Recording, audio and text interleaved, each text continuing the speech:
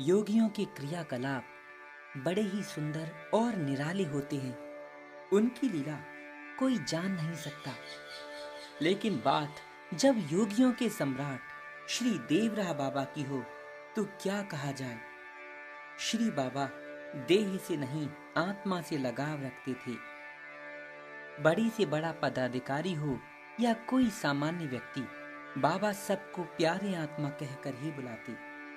बाबा ये प्रवचन देते थे कि मनुष्य को देह से नहीं आत्मा से लगाव करना चाहिए। बाबा तुलसीदास जी की ये चौपाई बार बार दोहराती, नर तन सम नहीं कवने हु देहि। उन्हें कहते थे कि मनुष्य को यह श्रेष्ठ तन धारण करने के बाद भगवान के नाम का स्मरण ही उद्देश्य रखना चाहिए। यानी मैं भगवान के चरणों के चिंतन के लिए ही जीता हूँ, यही उद्देश्य होना चाहिए मनुष्य का। श्री बाबा को उर्दू भाषा से लेकर संस्कृत भाषा तक नाना भाषाएं आती थीं। बाबा को इन सब में गहरी रुचि थी। एक बार श्री बाबा के दर्शन करने एक मुसलमान भक्त आया। बाबा समदर्शी थे, सब में नारायण ही देखते। तो बाबा ने उन पर एक उर्दू में हिज्जे करने को कहा, जिसे न करने के बाद बाबा ने स्वयं करके उसको बताया। वहां पर खड़ी भीड़ विद्वान लोग आश्चर्यचकित हो गए। श्री बाबा का एक तरफ यदि हिंदुओं से लगाव था, तो दूसरी तरफ मुसलमानों के प्रति भी उनकी दया दृष्टि अधूरी नहीं थी। बाबा सब पर दया करते थे। पटना से प्रकाशित एक पुस्तक में ऐसा अनुभव आया है कि एक बार कुछ ऑफिसर्स श्री बाबा के दर्शन करने आए। घंटों दर्शन करने के बाद नाम जप करते थे। उनकी कार का चालक कोई मुसलमान भक्त था, जिसे उन्होंने कार में ही छोड़ दिया। उन्होंने सोचा कि ये हिंदू नहीं है तो इसको यहीं रहने देते हैं। लेकिन श्री बाबा की दृष्टि से कोई बच नहीं सकता। बाबा की दृष्टि अचानक उस भक्त पर पड़ी। श्री बाबा ने उसको बुलाया और पदाधिकारियों को एक एक सेब का प्रसाद दिया। लेकिन उस व्यक्ति को बुलाकर बाबा ने झोली भर दी और उसकी अंगोछे को पूरा भर दिया। बाबा बार बार कहते, बच्चा और लो बच्चा।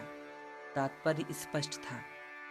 यह देखा गया है कि उच्च कोटि के संत महात्माओं में सर्वगुण संपन्न होते हुए भी क्रोध एवं अहंकार से विमुक्ति की स्थिति नहीं आ पाती। दुर्वासा का क्रोध और नारद का अहंकार कौन नहीं जानता।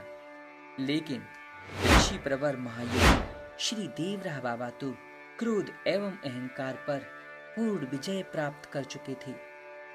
हाँ, कभी कभी कोई भक्त जिद करता तो उसके कल्याण के लिए ही उसको डांट देते थे, ताकि उसका भला हो।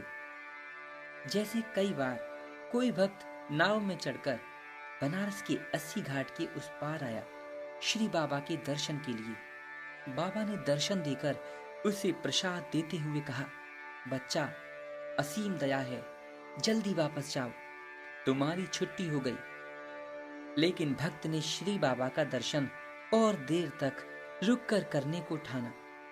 इस बार बाबा ने मना किया, फिर भी वो नहीं माना।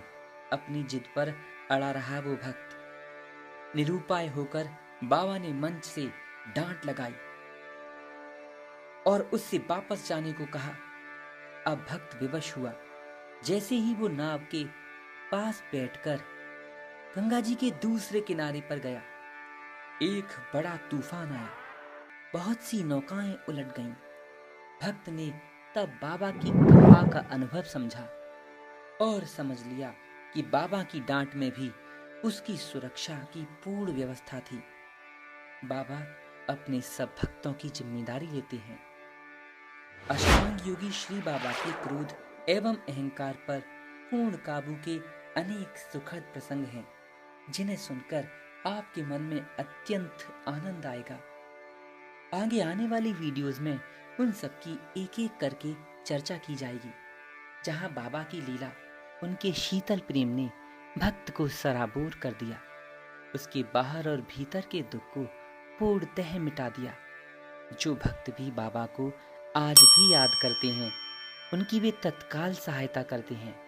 लेकिन ध्यान रहे, मंत्र जाप मम दृढ़ विश्वासा। आपको उनके मंत्र का, राम नाम का सहारा लेना होगा, तभी आपकी आवाज श्री बाबा तक पहुंच पाएगी। जय श्री हरि।